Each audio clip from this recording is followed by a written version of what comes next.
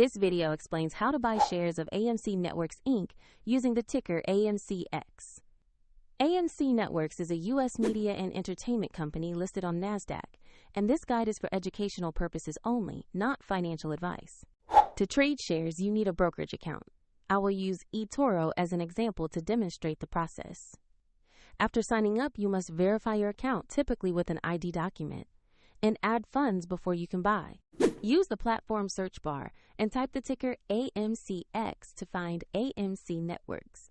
Select the result labeled AMC Networks Inc. to open the correct asset. On the asset page, review the company overview and the price chart to confirm this is AMC Networks Inc. Make sure the listing shows NASDAQ and the AMCX ticker before proceeding. To invest, click Trade or Buy.